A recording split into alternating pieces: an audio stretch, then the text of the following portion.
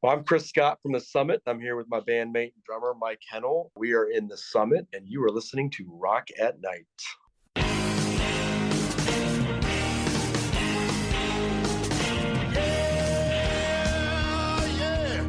Are you ready? Hey, tonight I'm gonna take you on a little trip. We're going down south by the mighty Mississippi. I'm gonna take you to a place where lights never dim. Bring your mother, your brother, and your best friend. I'm gonna show you where they dance out in the street. They'll tell you all about your body heat. I'm not gonna talk about it, just gonna do it. Get on down if you feel up good. Now, get on down. This is Charisse with Rock at Night, and today I'm speaking with Chris Scott and Mike Hennel of The Summit. They are based in Cincinnati, Ohio, and they just came out with a single that Rock at Night reviewed. It's called Hit Me Up, and it's very classic rock sounding. Your motto is vintage, correct? Vintage rock and roll? Yeah, we kind of got that tagline actually from spending time out on the road with Collective Soul and some other bands, some other classic bands. I guess Collective Soul, I guess you can call them classic rock now, even though they're still modern and putting out records. But yeah, we got framed as this vintage rock and roll kind of group. You know, we just stay true to our classic rock influences, and I think that's where we got it from. So. Now, I understand this single was produced by Will Turpin of Collective Soul. How did you guys get involved with Collective Soul? Yeah, I'll let Mike talk about that. Yeah. So Chris and I played with him years ago.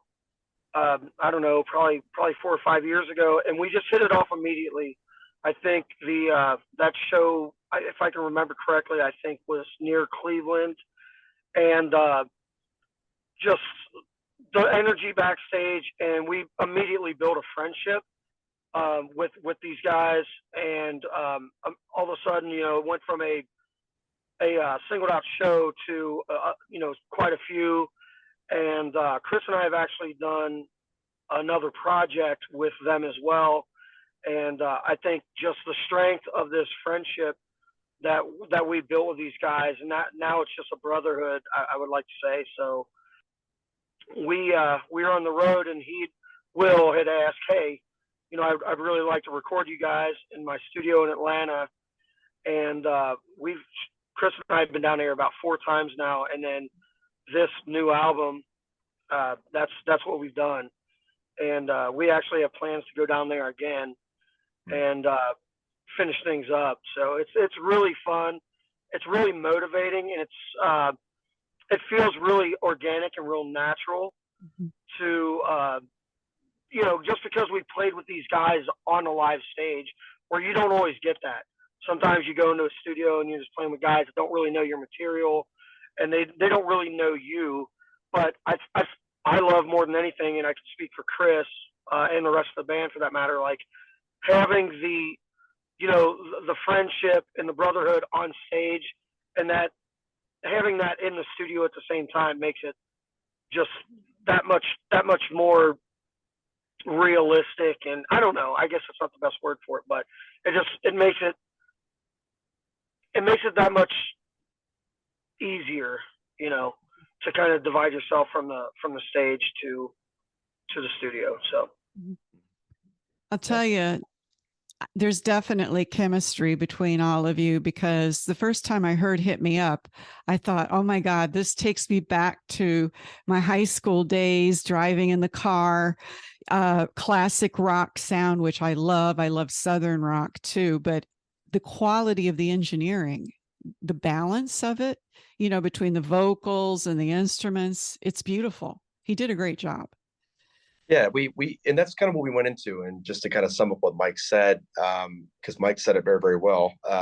We've been playing with them for so long, and so Will, they're from Stockbridge, Georgia, so they're from Southern Atlanta, and so they've got a little bit of that Southern kick in them, and that's what me and Mike have always been: more Southern rock, blues based, soul based, that kind of music, and classic rock. And Will immediately captured that. Jonathan Beckner, reel-to-reel studio engineer, they just knew. So we're in there producing. It was just natural, and it's not overproduced. It's just who we are, and Will captured that. And like you said, I think he captured it amazing. So I happen to be a Yeah. Collective Soul fan too. Whenever they're here in Florida, I always see them and photograph them. And I'm really envious. You have a great relationship with them, and it's a good band to be hooked up with. Yeah, they're fun. Yeah, it's good. It's nice. yeah, good dudes. And like I said, I mean, we'll have to hopefully hook you up with Will. Maybe you can do a podcast with Will one day. It'd be Sure. fun. That might be good. That might be fun, actually. One thing I was wondering, the first time I heard of you two, you're both a songwriting team. I actually heard the Quilts. Is that a side project, or what's the deal with the Quilts? Because I actually love Sweet Molasses. Oh, thank you. Yeah, the Yeah. Quilts was a side project that me and another songwriter by the name of Stephen Altonen, who came out and did some session work with the Summit. 4 or 5 years ago, it was our second ZZ Top tour. Stephen came out and played as a session second guitar player with us on that tour. And so me and Stephen had known each other for years, and we put this project together, and we started writing a handful of songs. Sweet Molasses was one of them. And we had no desire to tour, no desire to really put anything out other than just write some songs. And Sweet Molasses got in the hands of some people, and they said, "Oh yeah, this is great. You should put this out." And we said, "Okay." So then we needed to kind of put together a band. So immediately, I've known Mike for 20 years. We've been writing music together as a duo and in a band, and with other bands in the Summit. We formed the Summit together as a brand. I said, "I'm calling Mike," and Steve's like, "Absolutely." So it just kind of organically came together, and we actually recorded at we actually had Chuck Alkazian up in Pearl Sound Studios and just outside of Detroit had produced that song. And it was the first song that we put out there because it was the first song that I had written that song lyrically a long time ago. And it has to do with the opioid pandemic that's going on all over the country and up and down the 75 corridor. And then it got featured in a film called 75. And yeah, we put it out. We did the video for it actually in Kentucky, in a holler in Kentucky. And yeah, it was a fun project. It was just something that, that it wasn't going to turn into a massively touring band, wasn't something that, these were a lot of writers and studio musicians and, but we were proud of kind of the music that we put together. And, for me and Mike, the Summit was always number one too. So we went out and played a handful. We actually went out with Collective Soul with the Quilts. It was a fun writing project. Right. But, so yeah, Sweet Molasses did extremely well though. So you never know, you might hear it at a Summit show or two. So I really like it, and I like the story behind it and everything, and it's meaningful. Yeah. Now, the Summit has been together, approximately since 2017? When did you guys begin? Mike, you know that story better than I do when we formed the band.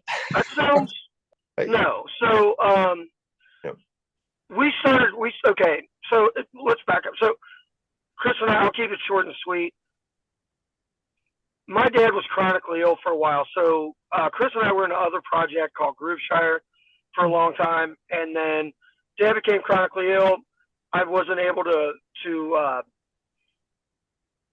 really put in everything I wanted to put into it, and I just didn't have the time to do it. So after my dad passed away in 2014, some months went past, and Chris and I really sat down. We had a real long talk, like hours and hours, probably almost 3, 4, 5 hours. And really, we had already been playing music since college and gotten degrees, and Chris had a child somewhere in there, close to it. Who now? Right. Well, I mean back then. I forget that every day, so don't worry about that. No, I mean back then. So it was like we really started talking about what we really wanted to do, what direction we wanted to go in. And if, you talk about, it was just us two friends really talking about what it was we really wanted to do, how we wanted to do it, how we wanted to approach it. And that was really it. And we were like, hey, well, we'll do this the way we want to do it. We started an LLC.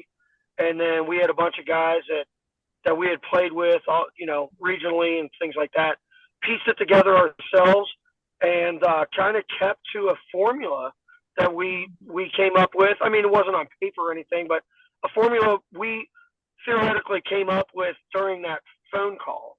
And Yeah. even today's summit goes back to that, for me at least. And we hold ourselves accountable to that. And that's that's really how it started. So when we started releasing things, yeah, it was probably closer to 2016, Mhm. but 2015 is really Well, when we got it yeah. was the concept idea, right, Chris? Yeah, and we actually once we started the LLC, we actually sold our library to a publisher. Well, not sold it, but we actually inked a publishing deal, Mhm. and that's really when everything that Mike just said kind of started taking off, and it was like 2016 ish. That's actually 2015, beginning of 2016. We Right. inked a publishing deal after we formed the LLC and started the brand, Sure. and then we put the players together and we put the band together, and that's when, to Mike's point, we really started, you know, putting that brand foundation to paper, and almost immediately after that, our music got into the hands of the right people, and I think it was probably, Mike, probably less than 12 months to the day after we signed the publishing deal with Tempest, we Yep. were on tour with ZZ Top. So Yes. it was surreal, but it was that kind of, I guess, drive that led me and Mike after that conversation. We were actually in Gatlinburg and we had this conversation and came up with the concept and had a phone call, went to Gatlinburg, came up with the concept for the band, just hiking and kind of meditating, and then everything Right. just kind of rolled from there. It just kind of rolled from there, and I guess the rest was history. You've played with some heavy hitters too. I mean, ZZ Top, Aria Speedwagon, Collective Soul, Kenny Wayne Shepherd, a bunch of people. It sounds like the summit took off right away. Yeah, it did. We joke all the time. Me and Mike joke all the time that we did all the hard things first. When we formed the brand, we had a mass. Me and Mike had a large music catalog of songs that we've written in almost our 15 to 20 year friendship, and we immediately started putting together the brand, and started getting out there with the songs that we had, and then in our catalog, and then just started getting put on these tours, and it was great. But then it's like, when are we going to get in the studio? When we got to get this done? We got to get this done. We got to get this done. So, Exactly. Right. it delayed a lot of the releases, and probably 4 albums worth of stuff that we wanted to get out. So, a lot of people say, well, that's not a bad problem to have. Well, when you're creative and you write every day, it's like you're trying to find that window to get into the Yeah. studio. So that was one of the things we've changed the last couple of years, now that we've got this brand out there, is that, I think we always put our tracking and our recording and our, in our overall studio time kind of at the forefront. Now, again, we've gone on 3 different tours of ZZ Top since 2016, 2017. So I think if ZZ calls again and we're in the middle of recording, I don't think Will and Beckner are going to care much if we put some No. studio time. No, I think they'll be cool with it. Yeah. So Touring no with doubt. touring with ZZ Top, any kind of interesting stories or weird things happen while you were touring? and I mean, Mike, we've got Yeah. So touring with them, we were very green and very nervous at the beginning of it. Like I'll never forget, we were in Indianapolis for the beginning of it, and we were so scared, like, just because it was them.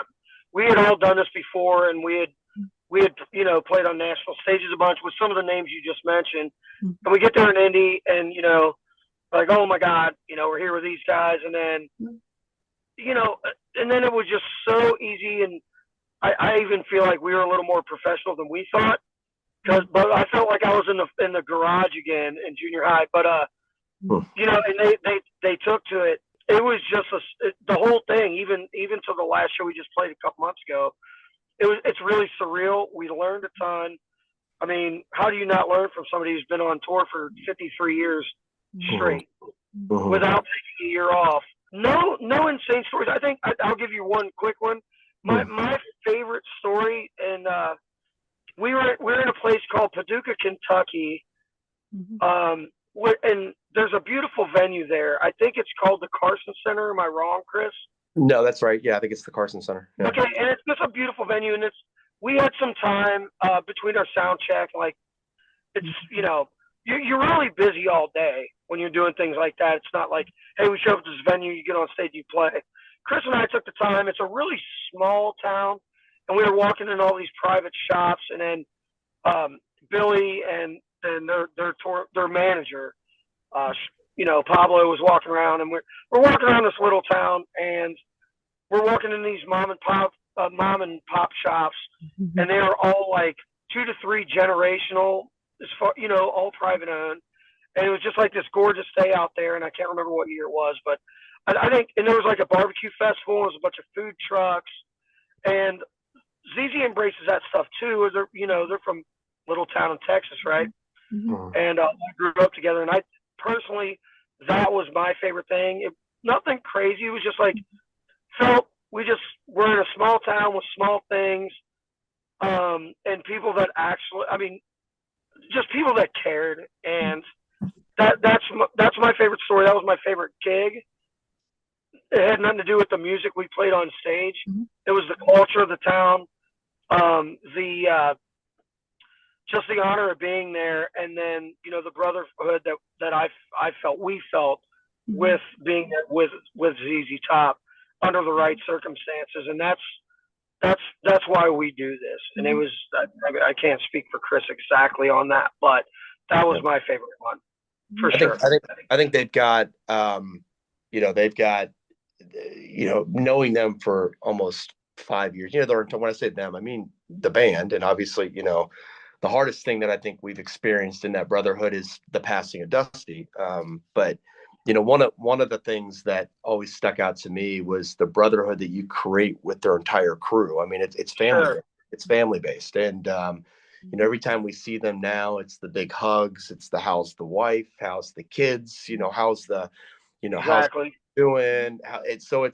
It's that, which is very humbling. And I think for me, to Mike's story, the biggest thing that steps out to me is the first time we actually met Billy. It was a surreal moment. The first day we went on tour with him, and we're in Indianapolis, and we're sound checking, and I look over, and Billy's standing side stage, tapping his foot, smiling, and I'm like, oh shit, I hadn't met him yet at all. I hadn't seen him in the venue, seen him in the green rooms, nothing. And he's sitting there tapping, and he pulls me aside, and he says, hey, what's that last song you sound check with? And I told him the name of the song that's actually going to be on one of our next singles the next couple months. Yep. Told him the name of the song, and he said, are you playing that tonight? And I said, we were thinking about it, because we warm up with it, because it's got a lot of harmonies in it and stuff like that. It's a good sound check song. And he said, so you're not playing it tonight? I said, it was not in the set list. He's like, do me a favor, play that song tonight. And I said, all right, cool. So we played it. We get off stage, and we go and do meet and greets at our merch booth and stuff like that. And it's a song, again, very much like Sweet Molasses. It's a song about addiction. We probably had hundreds of people deep at our merch booth talking about how much the song touched them, because they had a brother, a mother, a father, a sister, somebody that had struggled with addiction, and it was an anthem for that. And you look at it, and nowadays I look back like, yeah, I go, Rev, man, you knew something, you know what I mean? And he did. I mean, he said, this song will relate to my fans and to your fans. And because he really brought that song out of our shell. And it was a song that me and Mike wrote. It's a song about loss. We wrote that song right after Mike's dad passed away. So it's a hard song to play out live, but we did it. And now there's not a night that goes by that we don't want to add it to the set. And so I'd like to think that it was because of Billy that he pulled that out of us. So, and that, like I said, that was night one. That was night one of. Yeah, that's right. That was that same day. Yeah. That was that same day as that. It was like that. It was like it almost sounds made up, but it was that same day. Right. Yeah. Crazy. But yeah.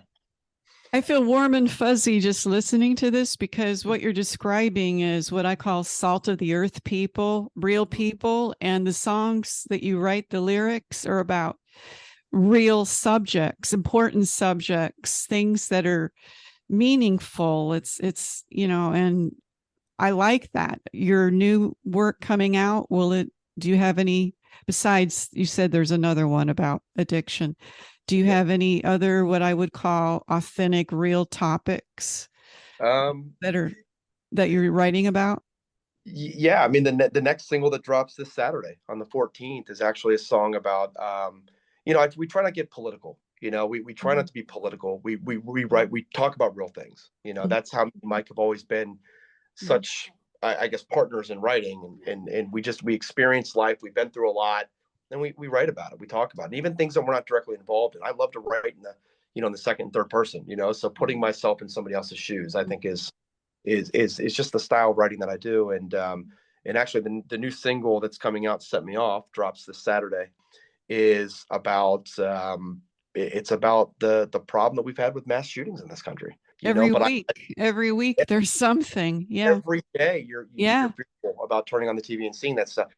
And we have kids. Mike and I both have kids, and whether it's a school shooting or whether it's out in public somewhere, it's just awful. And so again, without getting political on how I feel about that, I tried to write this song in the perspective of one of those family members that has had to sit through the trials. You're talking about loss of loved ones, and that's universal, and it has nothing to do with politics at all. That's just like a car accident or something, and we all have to deal with these things. Yeah. Right. Yeah.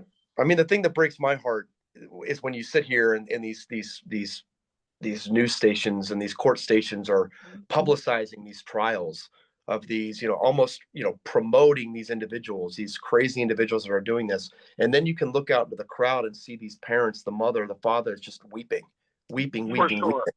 And it's just their voice. And so I tried the song is basically in that perspective. It's speaking for those people. What would I think these people would say if they had an outlet to express their anger? Sounds like you're a storyteller and you write from the heart. Yeah, I mean, it's the only way I know how to write. It's authentic, which is really good, and it shows. In the kind of music that you're doing. Okay, I have a question, because I've seen a lot of YouTube videos of the summit, and it looks like you've had different members through the years. You had even a backup female singer and keyboard player. Tell me about your current lineup right now. Sure. So right now, the lineup that we have right now is basically it's our what we call our core four. It's basically, for a long time, Mike and I were using people that weren't fully invested into the band, but they were more session players. And Mike and I wanted to get away from that. And the longest tenured person in the band, other than Mike and myself, is Michael Walker, our bass player. And Michael joined the band after the first REO Speedwagon show in 2018. He filled in actually for our session player that couldn't make the gig. And so Walker came out, nailed the show, and we hired him full time. And so he became part of the brand, and as a full-time player. And then we hired in the last year and a half, I guess it's been about 18 months, we hired Cody Hicks, who is a young, up-and-coming, amazing guitar player. He's fantastic. Cody doesn't know a stranger, which is amazing. And Cody came in, like I said, about 18 months ago. And the funny thing about Cody is we said, "Hey, bro, you're doing great, man. Let's write these songs. We got some ideas. You got some ideas. Let's prep this album." And I think within Mike, probably 4 months, we're like, "Hey, bro, you're going on tour with ZZ Top." So it was like, "Here's your christening." That's quite a reward. Yeah. With that lineup, we just started throwing songs out. I mean, that's it too. Sorry to interrupt, but it's like that creative energy it was almost like a rebranding. It wasn't, but it was like, to your point, like in your question, this lineup is really, it really speaks it speaks for what we are, the best that it has ever been since Chris and I started the band, right, Chris? Yeah, I agree. Yeah. No, I agree. Yeah. It speaks volumes to this lineup with Walker and Cody, myself and Mike. For sure. Our writing process, the way that just the natural collaboration of writing comes. Right now, for a long time, the summit was Mike and I writing 99.9% of the music, and now it's completely even. We all collaborate, we all write, we're all bringing ideas to the table, and it just happens very organically. And I think, to Mike's point, that's what makes it special in the current state. Your music sounds, of course, very vintage, very classic rock. In fact, there's a lot of bands coming out. They're calling it new classic rock or Right, new right. Southern rock. I mean, when you're talking Blackberry Smoke and Oh. a lot of these types of bands, who did you listen to growing up? So it's funny you said that. So that's kind of one of the labels, and I don't know if it was Will or somebody. Like I said, I couldn't remember. You know, they said, "Oh man, you guys aren't like new classic rock or like old classic rock. You're just vintage rock and roll." And I said, "That's cool. That's a cool title for it, right? That's a cool title in the classics."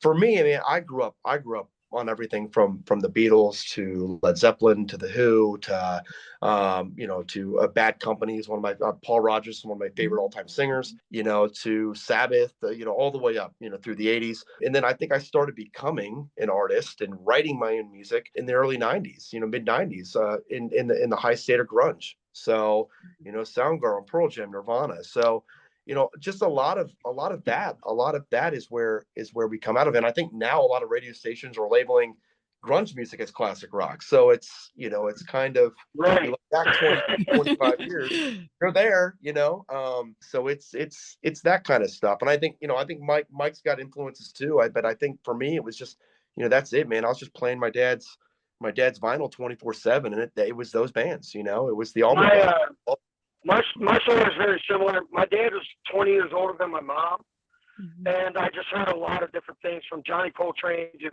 Joe Cocker to Boz Scaggs, and then mom was on this stuff that was like a 20-year differential, and then I had the Eagles, and then it was like hair metal, and I had that, and then in the mid '90s, in 1995, I'm 15 years old, and then Independence, and that was the dead middle of the grunge thing, like Chris said, and that was it. We started traveling, and I feel like that was like the caulk to the bricks. Like I had all these other things, all these bricks, and then that just like seeing New Orleans, seeing Memphis, seeing Chicago, seeing LA, that all kind of tied all that together. Mhm. And every bit of all that, it goes into what I put in, and Chris and I have traveled most of that. We've traveled together, Yep. which is a blessing, and it's just that much easier to make it mold. And we don't try to do that. That comes from the experience and the wisdom of being on the road. I shouldn't even say wisdom. It's just like that's just how it is, and it makes it a little more natural, a little more organic, and that's it. And all that stuff, everything from jazz to light heavy metal, like everything, every single thing, grunge, old jazz, classic rock, classical music, Mhm. fusion, all that stuff kind of comes together, and it's definitely molded me as a player, Mhm. and the evolution of us individually as players, and you can definitely hear it in our tunes, so. Yeah. Who writes the lyrics? Mike and I both collaborate on them. I would say that I write 90% of the stories. He does. But Mike, Mike's a fantastic singer himself. He does. He's my harmony guru. So, Mike, I confide a lot in Mike with a lot of my with a lot of my enunciations and a lot of my lyrics. And if I'm struggling with a word and I want to swap something out, Mike's got a really good focus on supporting with that. But yeah, but I'd say probably 90% of the stories come from me. But it's funny though, because a lot of the stories that I write about, me and Mike have been through. So it's That's why it, they're authentic. that's That's why. why. Yeah. So yeah. We only have a few minutes left, but I want to find Sure. out what's on the agenda, let's say, for the next 6 months. What's going on with the summit? A lot. That's a loaded question. Yeah. Well, we Great have just a few minutes, so Yeah, no. left. So we're focusing on getting 3 more singles out after Set Me Off, and then after we release 3 more singles, the goal is to have the album out by early to midsummer. So we're hoping June to July. That's the goal, to drop the album. So we're excited about that, to have a summer release. Right now, we are, without giving too much away, we are in the process of booking up summer tours and spring tours. But we got some spring stuff on the docket, with some some familiar people we've been on tour with before, and then some new national support, and then we're going to go out and do a handful of our own headlining stuff too. So all of that is in the works. I think we're probably going to have some announcements on those early spring tours. Probably, I'm hoping, anticipating within the next probably couple weeks, we should be announcing that. And and then finish, getting the record finished up, and I think that's the big thing. I think the third week of February, we're going to finish it up, right, Chris? Yeah, wrap the record up with Will. Wrap it up, and that'll be it for the record. Yeah. Mm-hmm. It'll be good. Well, I hope you come down to Florida or go up to Michigan. I'd love to see you guys. I presume you'll probably be playing festivals in the summer. That's usually festival season. So since we only have a few minutes left, we have, I just want to thank you for coming on Rock at Night and speaking with us, telling us about your background. And I loved your stories about the ZZ Top. That was really touching. Well, we thank you, Charisse, we thank you for providing a great platform. You guys are great. You guys are fantastic. We love your editorial, love your magazine, love what you guys are doing online. Love this. I mean, these are some of our favorite interviews, this stuff right here. This is great. You allow us to just be who we are. And I think that's what's great. So you have big fans from us. We love Rock at Night. So you guys are amazing. Thank you so much. And I love doing the Zoom. That's probably the best thing that came out of the pandemic. Right. Exactly. We're all closer together in a lot of ways. So anyway, thank you so much. Keep me abreast of what's going on with you guys. I want to follow you because I truly do like your music. It sounds like the music that I grew up with. It's amazing. And it's new. And I like that you talk about relevant topics. That's really important. And that's what we try to do. We try to keep it organic, just real and natural. And thank you so much. Thank you so much. All right. Thank you. All right. See you guys later. Bye-bye. All right. Thanks, Bye. Yep. Here's Hit Me Up by The Summit.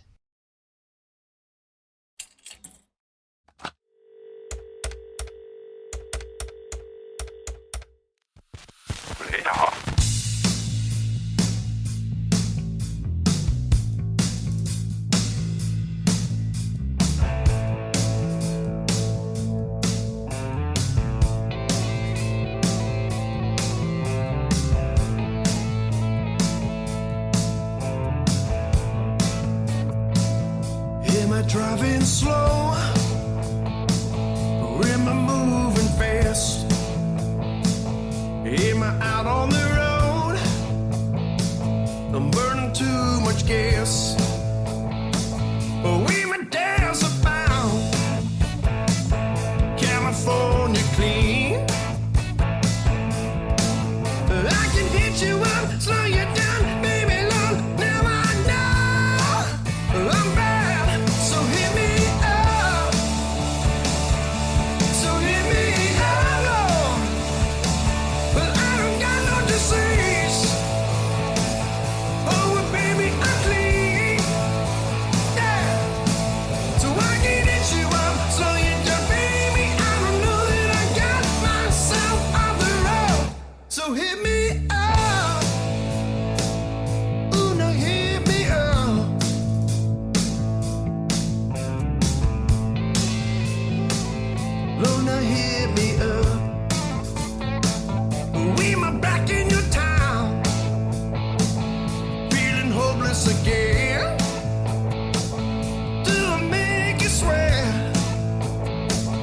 Thinking of the sin.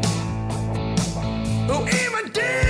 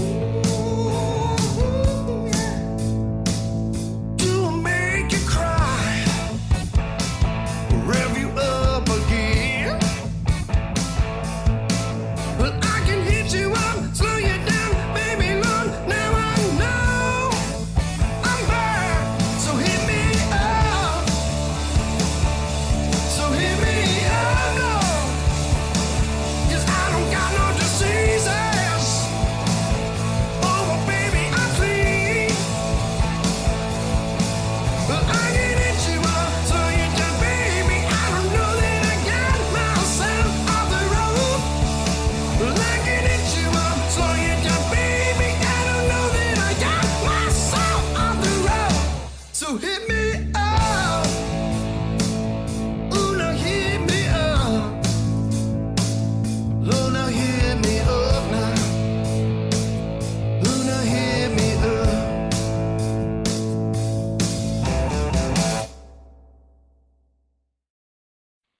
You're listening to Rock at Night. The introductory song, Get On Down, is from blues artist Billy Bass Alford. Look for his music at ReverbNation.com.